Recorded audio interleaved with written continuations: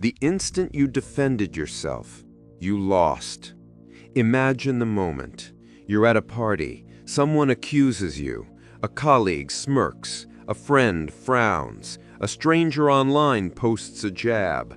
Your chest tightens, heart races, breath hitches, palms sweat. Your body already surrendered. Your mind screams, "That's not fair. I must correct them. I can't let this stand." So you speak, you defend, you justify, you explain, you hand them the executioner's axe on a silver platter. They don't see your truth. They see desperation. You made them the authority. You stepped into their courtroom of shame. Your reputation is meat served cold. Niccolo Machiavelli, master of power, understood this without textbooks. Power is not in being right. Power is in who controls perception. The moment you defend, you lost the game. You became prey. But what if you flipped it? They think you'll respond. You don't. Silence holds you like armor. They expect you to scramble, to work harder. You don't. They do the heavy lifting.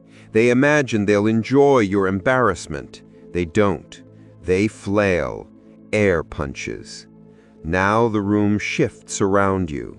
The dynamic is yours. You are feared, revered, admired, untouchable. Most move through life as marionettes, jerked by the whims of others. A frown and they cringe, an accusation and they scramble to justify.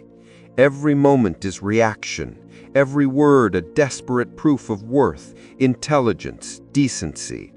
They live under constant siege, from expectation, from judgment, from themselves. It's not living, it's a slow strangling of the spirit. But there is another path, a way of moving that is untouchable, sovereign, untethered, so impermeable, so precisely controlled that attacks don't just miss, they evaporate. Insults, jabs, judgments, they vanish before they reach you. Today, I will reveal the secrets Machiavelli used to shape emperors. I will show you how to flip the power completely. But mark this, it demands killing a part of yourself, a part you've carried since childhood, the part that craves validation, the part desperate to be liked. You built this part to survive, to avoid punishment, to feel safe, to get your needs met. You don't need it anymore. You are no longer that child. This isn't about being cold. This isn't about pushing others away. This is about claiming a new power frame, a frame that rules, not pleads. Imagine the scenario. Someone tries to pull you into their narrative. Maybe a colleague throws shade in a meeting. Maybe a partner drops a guilt bomb at dinner. Maybe a stranger online calls you out. Your instinct wants to react. Your old self would step into the frame, defend, explain, justify, beg silently for understanding. "No, I'm not lazy. I did X yesterday. I'm exhausted. You misunderstood me." Sound familiar? You're dancing to someone else's rhythm. They are the puppet master. You are the puppet. Now imagine the Machiavellian approach. You don't flinch. You don't blink. You don't nod. You stand outside their frame. You remain calm, neutral, almost bored. Let them throw their accusations. Let them twist their narrative. Let them assume they control the story. And then, watch. Watch how desperately they try to fill the gap you leave. Watch how they bend over backward to justify themselves. Your silence isn't empty. It's a trap. A trap that forces them to reveal what they care about, what terrifies them, what they believe they can manipulate.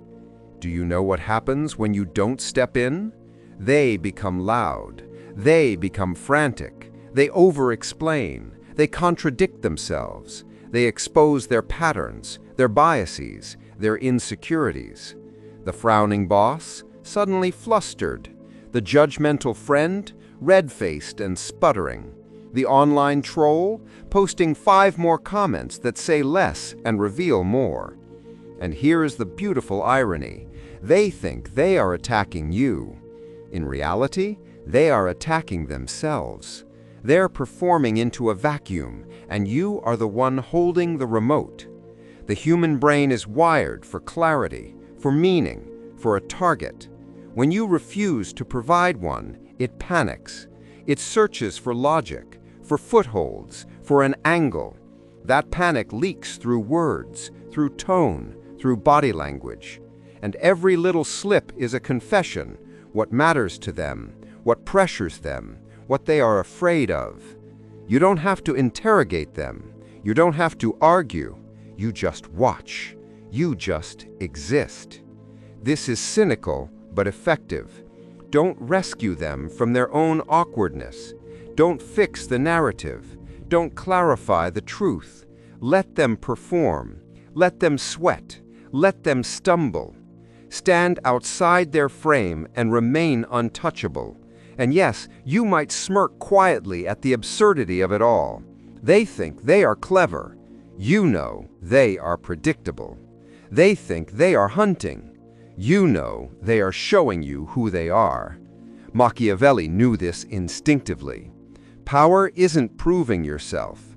It's making others prove themselves to you, to the room, to the world. Never step into their frame. Stand outside. Observe. They reveal everything. You reveal nothing. Silence is your weapon. Explanation is surrender. Say that to yourself and feel the weight of it. Because the instant you start justifying, you are no longer in the room as a sovereign. You have handed control to someone else. They have framed the story. They have set the target. And your words become the rope you are climbing to reach them. Consider this. A coworker sneers. You always mess up the reports. Facts say otherwise. Your instinct screams, no, I double-checked everything yesterday. I even stayed late to fix the formula. You explain, you justify, you clarify. And in that instant, you're no longer the professional. They are. Your desperation to be understood turns into submission. The conversation is no longer about work, it's about you. Your authority collapses quietly.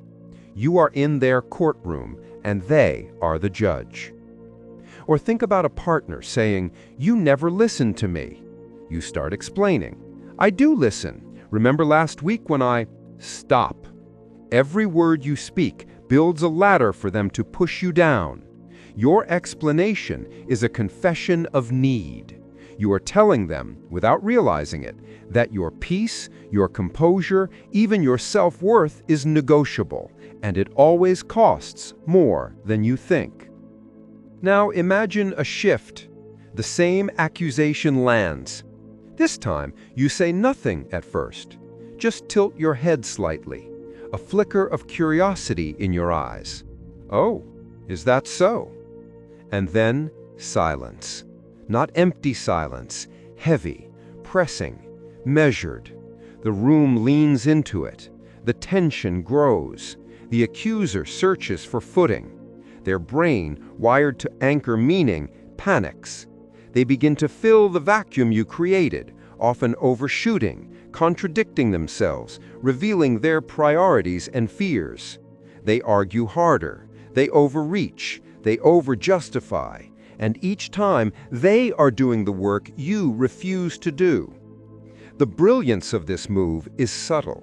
You are not responding to their story, you are letting the story respond to itself. The energy they tried to throw at you rebounds, amplified. Every word they utter, every gesture they make, exposes the weak point they thought you had. And the more they push, the more they confess their own patterns. Their urgency, their need for control, their frustration, all come to light while you remain anchored, untouched, unshakable. Silence doesn't mean absence. Silence means dominance. Silence means presence without compromise. Silence is the frame that cannot be penetrated. Explanation, by contrast, is the admission that the frame belongs to someone else. One gives away the stage, the other seizes it. Your power resides not in clarifying facts, defending choices, or proving correctness. It resides in the emptiness you leave, the pause you maintain, the question mark you plant without answering. This is why the next time someone attacks, criticizes, or manipulates, remember, words will rarely save you. Explanation is surrender. Silence is the weapon. Use it. Pause. Tilt your head slightly. Oh, is that so? And then do nothing. Let them reveal themselves. Let them exhaust themselves. Let them expose their hunger, their impatience, their insecurity. And as they flail, as the room shifts around the tension you hold, you remain the constant, the unmovable, the untouchable. The more they speak, the more control you have. The more they demand, the less power they retain. Explanation is a leash you offer. Silence is the trap you set. And in this quiet, in this refusal to justify, you are not hiding, you are orchestrating. You are sovereign. You are the one who decides what lands and what passes through. Every situation is different. Every accusation is a new opportunity to practice.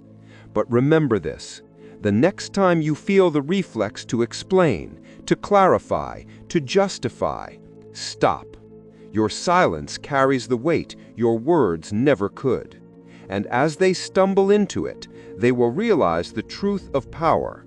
It does not argue.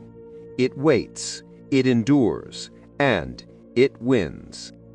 Once you understand that silence is not retreat, but leverage, a second tactic becomes obvious.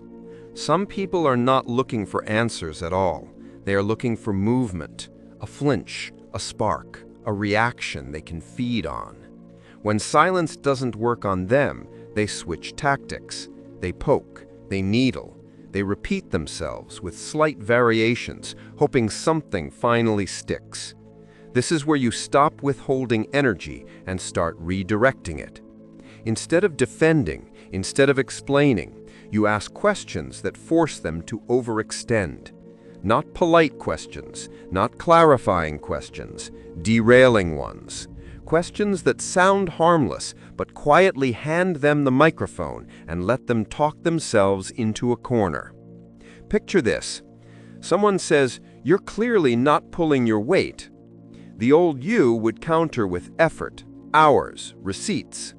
The quieter version of you might stay silent. But now you try something different.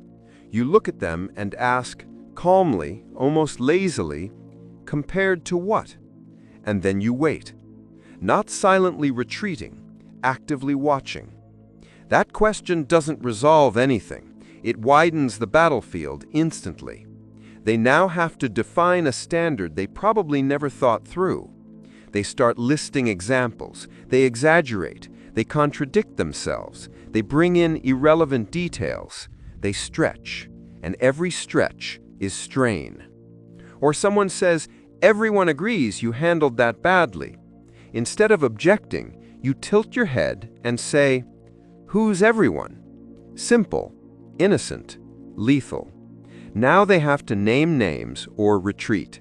Either way, they lose ground.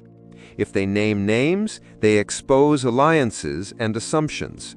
If they retreat, their authority collapses. The key is this: you are not trying to win the argument. You are trying to make them spend energy. Questions do that. Open-ended statements do that. Mildly curious observations do that. Interesting way to see it. That's one interpretation. What makes you say that? Each response hands them more rope and asks them to pull harder. Here's the cynical humor in it. They think they are interrogating you. In reality, you've turned them into unpaid performers. They start talking faster, explaining more, justifying themselves against threats you never made. You are calm. They are busy. You are conserving. They are burning fuel. Statements work too, when they're incomplete by design. That's a strong claim. Period. No follow-up, no agreement, no disagreement. Now they feel compelled to defend a position you never attacked.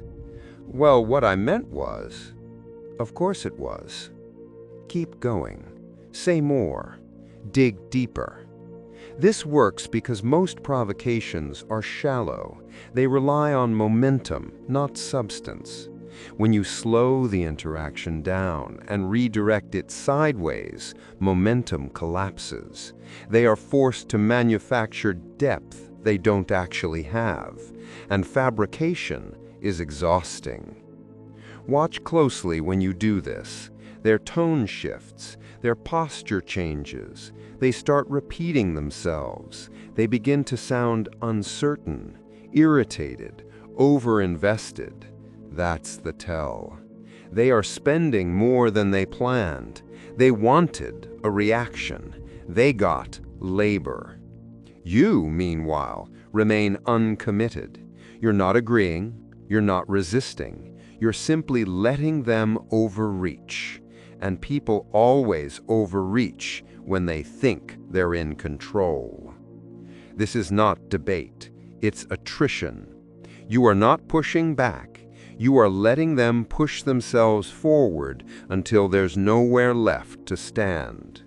When they finally stop, when the energy drops, when the room goes quiet again, the imbalance is obvious. They worked. You didn't. They needed. You didn't. That's the shift. You stop being the object of provocation and become the mirror that reflects excess. They come looking for reaction. They leave drained, and you remain exactly where you started, steady, intact, untouched, watching them realize they just spent everything trying to move someone who never intended to budge. They will eventually try a different angle. When provoking you doesn't work, when derailing you doesn't exhaust you, when questions fail to pull you into reaction, they retreat to what feels safest: facts, receipts, timelines, evidence. This is where most people finally break. This is where they think, now I have to correct the record. Now I have to show I'm right. And that instinct, clean, logical, righteous, is exactly where power leaks out. Here is the hard line Machiavelli would draw. Facts do not rule rooms. Perception does. Facts sit quietly on paper. Perception walks into the room first and decides who gets believed before a word is spoken. You don't lose authority because the facts are wrong. You lose authority because someone else gets to decide what the facts mean. Watch how this usually plays out. Someone says, "You didn't follow through." You immediately reach for proof, messages, dates, context. You start reconstructing history like a defense attorney on caffeine. And while you're doing that, something subtle happens. You've accepted the premise that you are the one who must convince. You are now performing competence instead of embodying it. The room stops watching them and starts watching you. That shift is fatal. Instead, you move sideways. You don't deny, you don't confirm, you don't rush to correct. You let the statement exist, and then you redirect attention to meaning, not accuracy. Something simple, almost lazy. Interesting that that's how it landed. Or, that's one interpretation. Or the devastatingly calm, is that what people are taking away from this? Notice what you just did. You didn't argue the fact. You questioned the frame around the fact. You turned a concrete claim into a subjective lens. And the moment something becomes subjective, authority re-enters the room. Now they have a problem. To keep pushing, they have to defend their perception. They have to explain why their version matters more than others. They have to escalate from evidence to implication, from data to judgment, from neutral to personal. That's where credibility starts to wobble. Here's another example. Someone corners you with, "You said you'd do this by Friday." You could explain the delay, or you could say, calmly, "And what did you think that signaled?" That one sentence quietly detonates the exchange, because now the issue isn't the calendar, it's their interpretation, their expectation, their assumption. You've moved the battle from facts, where everyone feels entitled, to perception, where hierarchy matters. This works because humans don't actually remember facts. They remember impressions. They remember how someone made them feel in a moment of uncertainty. Calm confidence outlives perfect recall every time. This is why powerful people are rarely precise in public conflict. Precision invites inspection. Inspection invites challenge. Instead, they speak in implications, in framing statements, in questions that define what matters rather than what happened. They let others argue details while they occupy meaning. And yes, this feels counterintuitive if you were raised to believe truth wins on its own. It doesn't. Truth needs a carrier. Perception is that carrier. When you control perception, facts stop being weapons used against you. They become optional, supporting actors, accessories, not the lead role. So the next time someone tries to pin you with evidence, don't rush to dismantle it. Ask yourself a colder question. What story is this fact trying to tell about me? Then address that, or better yet, make them explain why that story should stand. You'll notice the shift immediately. The air changes. The urgency drains out of the exchange. People stop leaning forward waiting for your defense and start glancing at the other person, wondering what they're really pushing for. That's the pivot. You are no longer managing facts. You are managing meaning. And meaning decides who the room follows long after the details are forgotten. For the next 7 days, you follow one rule: no explanations. Not at work, not with family, not online, not casually. If accused, misunderstood, or challenged, you do not rush to defend the record. You do not volunteer context. You do not try to be seen as fair or reasonable. You stay inside your frame. When someone says, "You're late," you don't argue the timestamp. You don't scramble for justification. You answer with something that closes the door instead of opening it. "All right, if you say so." Noted. Short, clean, then you stop. No elaboration, no correction, no attempt to win the factual battle. Watch what happens next. People are conditioned to resistance. When they don't get it, they press. They restate the charge. They sharpen it. They add implications. They try to provoke a reaction that confirms their dominance. This is where you shift gears. Not with silence, but with questions and statements that force them to overextend. Ask things that make them explain themselves. What does late mean here? Compared to what? How does this affect the outcome? Or offer neutral observations that redirect the burden.